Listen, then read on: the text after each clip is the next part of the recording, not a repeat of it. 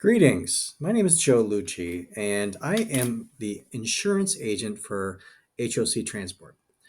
I work for Acrisure Truck Group, and I've been doing this for about 18 years. And the reason that Joe and Carl and the folks at HOC asked me to talk to you is I want to kind of fill you in on what we're doing from a safety standpoint so you understand the importance of this and what we're trying to accomplish. So here's a quick presentation on what we're trying to do, and we're hopeful that you can understand the need to run as safely as possible as a truck line for the health of the company and for your benefit as well.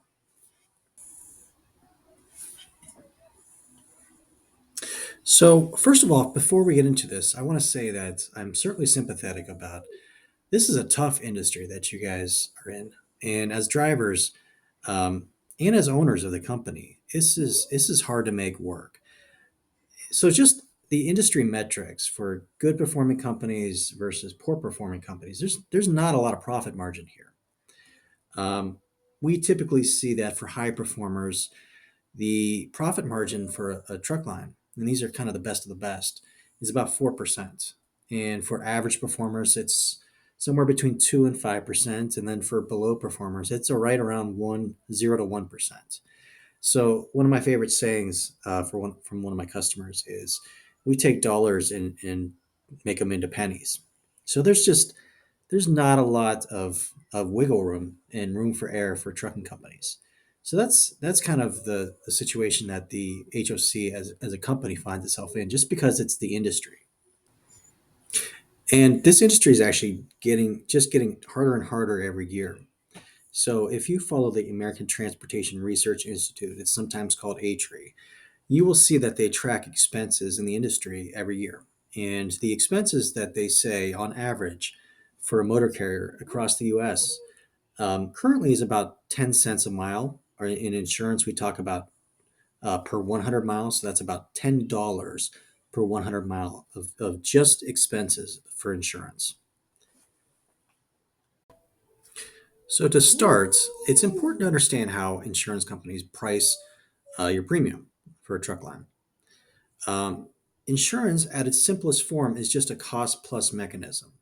What they do is they take your claims as a company and they apply some factors to them because um, usually the longer a claim stays open, the bigger it gets. And that's called a development factor. They have to get their arms around where these claims are eventually going to close. So they apply these factors to it, and it's your history, and then they have to put their overhead on top of that. Insurance companies have expenses like payroll and buildings, and they have to pay agents commission and electricity and that sort of thing. So they have their own expense structure, and we just don't have very good luck asking them to cut their expenses.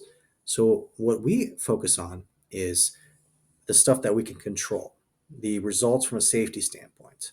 So your claims history is what drives your premium. It's about 60 to 65% of the premium that the company pays is your claims history. And the idea is if you can avoid these accidents that lead to large losses, usually they're like rear end type accidents, they're head on type accidents, sideswipe type accidents, you have a chance to really bring down your premium. So what we have done, our agency since 1992, is trying to figure out which drivers are exhibiting risky or aggressive behavior that are going to lead to accidents. And if we can identify those drivers before they have the accidents and intervene, we're not looking to terminate, but to intervene and possibly give some training and some counseling and some coaching and what have you before they have those accidents. Number one, that's better for the driver. We don't want you to get hurt, but it's good for the company as well because it allows us to control our insurance claims. So, what are the risky behaviors that we look for? Joe Van Ness, Carl, and I get together once a week, and we look at adverse activities. We call them. So the three big ones are hard brakes. Those are rear end type accidents that are near misses. Overspeeds we define as 10 miles an hour for more than 10 minutes, and distracted driving, cell phones.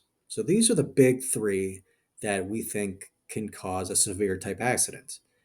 Um, the good news is we notice that if you don't have these, if you're one of those guys at the top of the list, we hold you in high regard.